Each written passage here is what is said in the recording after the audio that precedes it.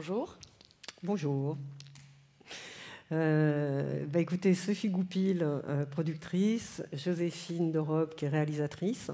En tous les cas, merci beaucoup d'être venue ce matin nous écouter pour qu'on vous raconte nos belles histoires de peinture. Et ce sont des belles histoires qui ont commencé en 2012 avec la collection Les petits secrets des grands tableaux, une collection qui aujourd'hui compte 26 films, et c'est pas fini. Mais c'est par cette histoire-là qu'a commencé l'aventure qui nous a menés, après, au fil des années, à la rencontre avec Joséphine pour travailler après plus spécifiquement sur la VR.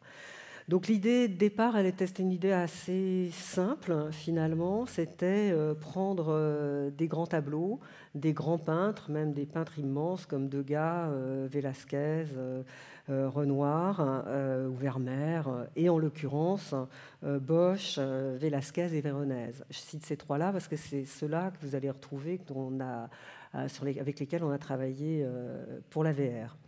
Donc en fait, ce qu'on s'est demandé au moment de réfléchir à un travail audiovisuel sur la peinture, c'était qu'est-ce qu'il se passe au moment où un artiste, un peintre en l'occurrence, est dans son atelier, fait sa peinture. Et en fait, si on pense à aujourd'hui, on voit bien que dans l'art contemporain, les gens ne sont pas dans un bunker.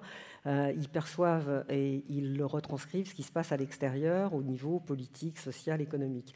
Donc on s'est dit que ça devait être probablement la même chose, même il y a très très longtemps. Donc on est parti de ce principe-là, ce qui nous a permis finalement déjà dans la collection d'avoir une écriture cinématographique très différente de ce qui avait pu se faire jusqu'à présent, et c'est-à-dire avec cette idée quand même de rentrer dans les tableaux et que les tableaux eux-mêmes nous permettent d'entrer et de sortir par rapport à des détails du tableau qui nous permettaient ensuite d'aller raconter une histoire scientifique, les grandes découvertes de l'époque, en se disant le peintre de toute façon, ce sont des choses qui se retrouvent dans son tableau. Et au fur et à mesure qu'on a avancé sur cette collection, on s'est rendu compte que le concept était bon, parce que ça a marché. Mais bon, avoir une idée, ça ne suffit pas. Après, il faut trouver les financements, parce que je suis productrice. Donc, je suis allée voir Arte. Ils ont été emballés. Je suis allée voir la RMN Grand Palais. Ils ont été emballés. Après, le réseau Canopé, pareil. Le CNC ont trouvé l'idée géniale au niveau des nouveaux médias. Et puis, après, différents partenaires comme la ProCirep, etc. Donc ça, c'est la partie quand même financement, mais qui est quand même extrêmement importante, parce qu'on se rend compte qu'après, sur la VR, on a pu garder les mêmes partenaires tout en sachant que sur la VR, on se pose un problème après d'exploitation et comme on dit, de retour sur investissement. On peut montrer le teaser. Donc je pensais vous dire, juste avant qu'on lance le teaser et des petits secrets, vous dire quand même que, comme vous allez le voir, on a travaillé vraiment uniquement en numérique, c'est-à-dire en 3D, en 2D, After Effects. Il n'y a pas d'interview comme traditionnellement dans les documentaires. On a cherché une écriture vraiment très nouvelle. C'est pour ça qu'au début, je vous disais, on était là pour raconter des petites histoires, et des grandes histoires. Et pour raconter des histoires, il vaut mieux avoir des scénaristes et des gens qui sont spécialisés dans l'écriture. Donc il y a toujours 3 scénaristes, Thomas Chesson, Yves Nili et Franck Thomas. Et puis dans les réalisateurs, tant qu'à faire, autant aller travailler avec des plasticiens qui donc se posent aujourd'hui, eux, dans leur propre travail, la question de savoir comment représenter le monde dans lequel ils vivent. Et à ce moment-là, Clément Cogitor, Carlos Franklin et Gifko Darkaïev on constitue cette équipe assez forte. Et donc, la petite bande-annonce qui vous présente la collection.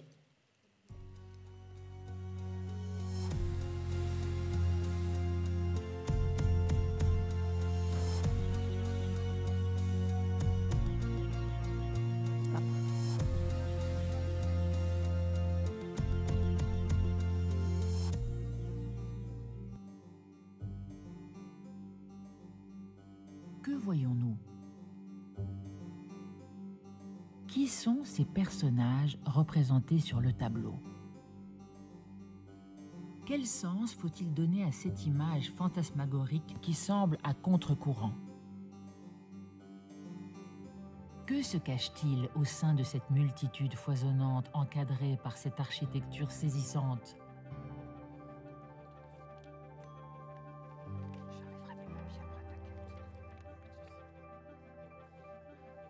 Quelle vérité se dissimule derrière cette image trop parfaite? Mais laissons cela de côté pour l'instant, ménageons les effets de l'artiste pour nous pencher sur le tableau. Que nous raconte-t-il? Pour le découvrir, nous devons interroger ces éléments, les gestes, les visages, percer les secrets de l'image et comprendre ce qu'elle raconte d'une ville, d'un pays et d'une époque.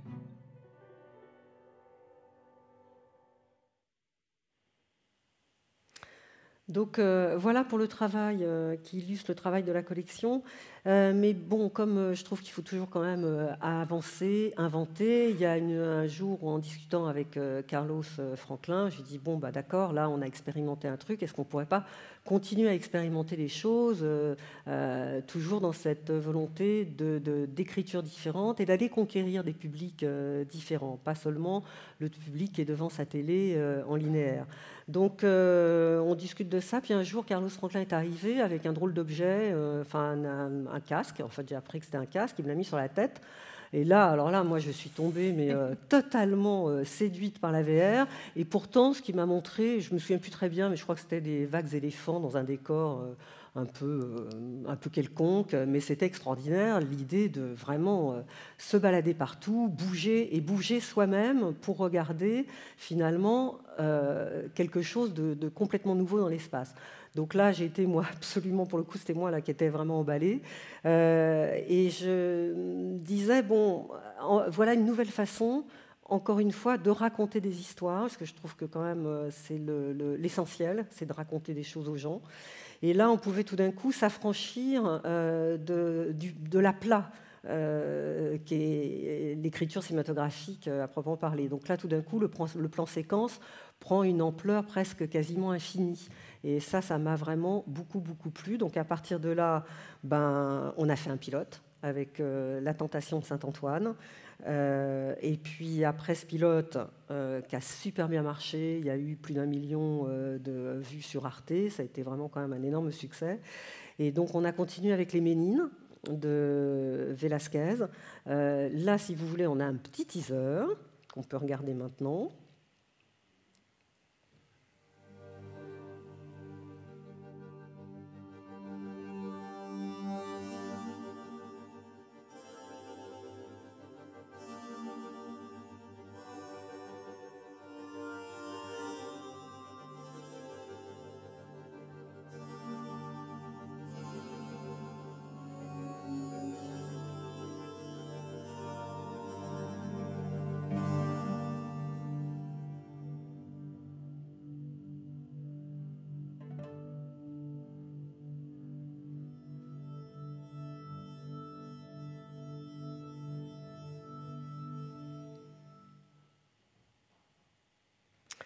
Et donc, ensuite, on a enchaîné avec Les Noces de Cana de Véronèse.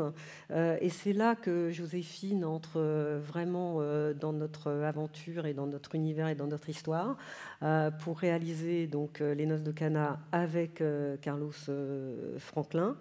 Ce que je voulais vous dire, c'est que quand même, effectivement, ces films circulent beaucoup. On a vraiment le grand plaisir qu'ils soient sélectionnés dans beaucoup de festivals, qu'ils aient des prix. Et c'est quand même... moi, je pars du principe que plus les films sont vus, mieux c'est, puisque c'est pour ça qu'on les fait et c'est pour ça qu'on les produit. Et puis au passage, parce que quand même c'est important, pour les Noces de Cana, on a travaillé avec aussi, c'est rajouté au niveau production, la Nouvelle-Aquitaine, avec G4F, avec qui on a travaillé toute la partie sonore, et puis les Hauts-de-France, avec la Société Verticale, avec qui on a travaillé et réfléchi sur l'interactivité. Mais à partir de là, maintenant, je laisse la parole à Joséphine, parce que c'est quand même elle qui a été avec Carlos à pied d'or, et c'est elle qui a des choses à vous raconter sur le côté charnel et l'âme du film. Je suis rentrée dans l'aventure en fait dès le Jérôme Bosch en conseil scénique et stéréoscopique, donc l'image relief, l'image 3D. Et pour la co-réalisation avec Carlos de ces expériences, parce que c'est bien le terme, on s'est posé évidemment des questions plastiques mais scéniques. C'est-à-dire que quand on est face à ce tableau, des Noces de Cana ou la Tentation de Saint-Antoine ou les Ménines, qu'est-ce que va ressentir le spectateur? Comment on l'implique à l'intérieur d'un casque de réalité virtuelle? Quel rapport il a à cette image, aux espaces, au volume? Et de quelle façon on va pouvoir mettre en scène ce tableau pour pouvoir lui raconter une histoire autrement. On va lancer du coup la vidéo, s'il vous plaît.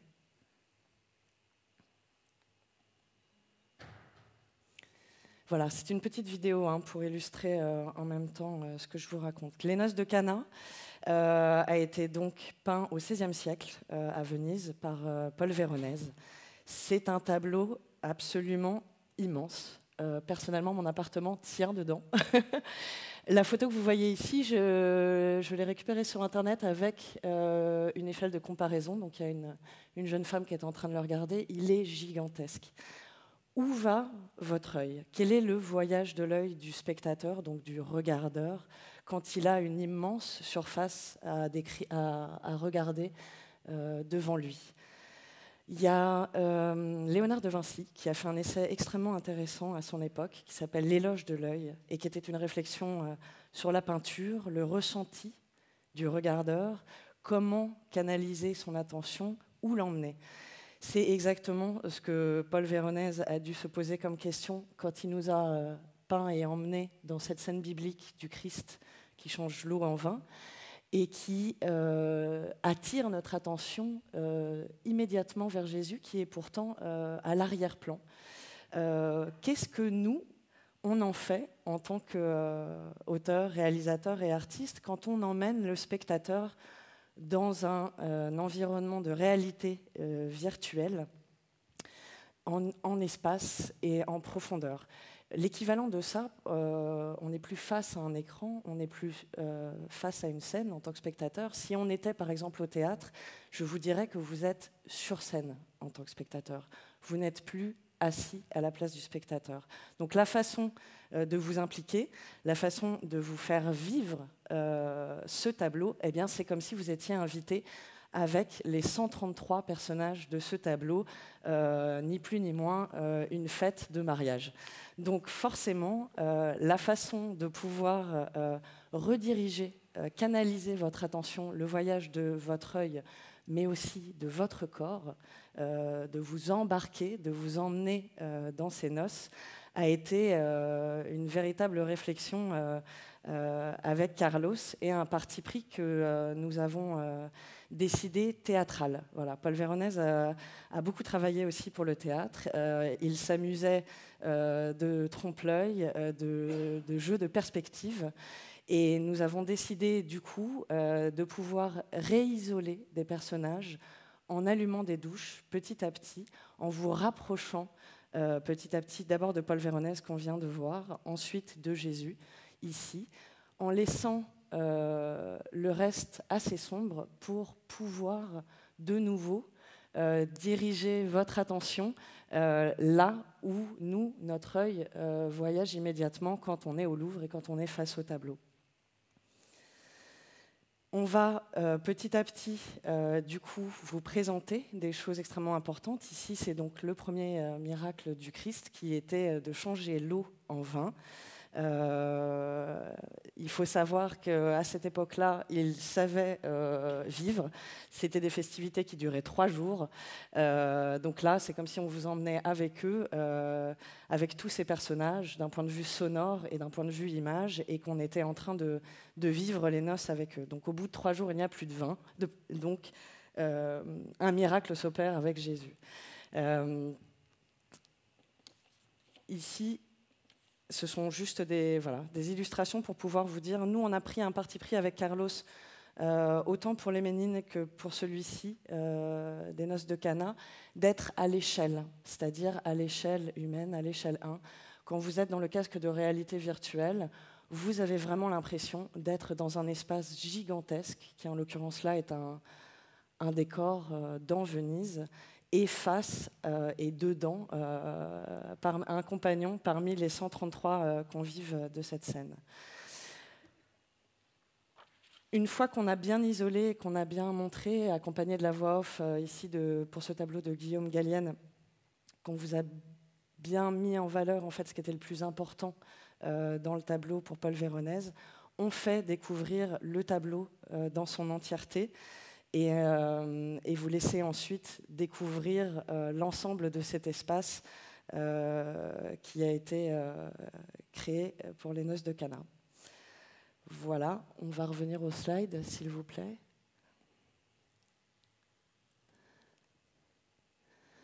Donc, c'est une expérience, c'est le dernier né des 3 tableaux qui a été produit par les Poissons Volants pour Arte. Vous pouvez le trouver sur l'application Arte 360.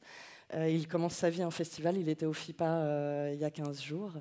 Et une version interactive qui vous propose un complément musical, une relation musicale à ce tableau, sera sur l'Oculus Store en 2018. Voilà. Je vais repasser la parole à Sophie. Que vous dire de plus, si ce n'est que mon engouement, en tous les cas, pour cette nouvelle façon de raconter des histoires, je le garde, il est très fort. J'ai envie aussi maintenant qu'on aille quand même un peu plus loin, que ce soit d'ailleurs sur les tableaux ou sur autre chose, mais aussi bien avec la réalité augmentée. On est en train de travailler sur d'autres projets et traiter la fiction. Une autre façon encore aussi de raconter des histoires m'intéresse quand même aussi énormément. Donc toujours en train de chercher des nouvelles idées et toujours pour raconter des histoires. Voilà, on a quelques minutes pour des questions. Est-ce qu'on a une petite question ? Oui, ce que je trouve très intéressant, c'est que vous êtes posé la question du récit, de la narration, non pas de la façon dont la personne parle, mais de la construction du récit pictural. Oui. Et donc ça a dû demander un énorme travail de compréhension de ce qu'était la pensée diégétique, comme on dit ça. Tout à fait. Après, il y a une compilation d'informations qui, évidemment, a été générée pour les petits secrets des grands tableaux. Tous ces tableaux-là ont des dossiers extrêmement complets sur le contexte historique, sur le contexte de l'artiste et la façon dont il a évolué. Donc évidemment ça, pour les expériences des tableaux, on a bénéficié de cette forme, cette somme d'informations. Carlos, lui, a aussi fait des études d'histoire de l'art, donc il est très pointu dans le domaine. Et après, là où moi j'apporte aussi quelque chose en plus, c'est le spectateur, comment sa relation au tableau, qu'est-ce qu'elle devient quand il devient un viveur. C'est-à-dire que, évidemment, on vit quelque chose aussi quand on est face à un tableau. On vit quelque chose quand on va au théâtre, on vit quelque chose de différent d'un point de vue de grammaire quand on est au cinéma. Là, dans la réalité virtuelle, avec une image relief et un son spatial, comment il le vit. Voilà, c'est un regardeur viveur et comment on l'emmène là-dedans. Donc, c'est presque une nécessité pour pouvoir vous proposer quelque chose qui, en même temps, vous raconte, vous informe, mais aussi vous donne ce plaisir de le vivre avec votre corps et votre chair.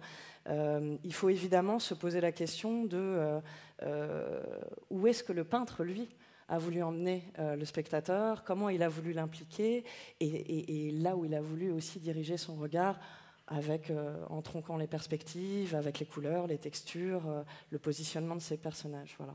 Donc nous, ce sont des questions qu'on s'est posées évidemment par respect par rapport au peintre, et comment on peut faire une proposition autre pour pouvoir faire vivre au spectateur, pour pouvoir lui donner aussi l'envie de redécouvrir, de rencontrer ces grands tableaux et ces grands maîtres, mais avec quelque chose qui est très fort et ludique, qui est de le vivre avec son corps.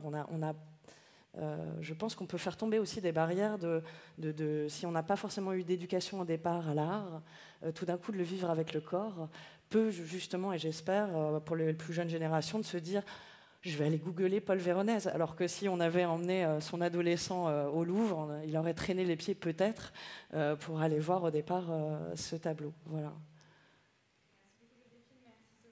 Bonne Merci journée à vous. beaucoup Merci. à vous. Merci.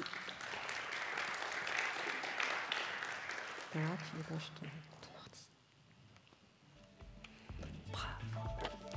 Bravo.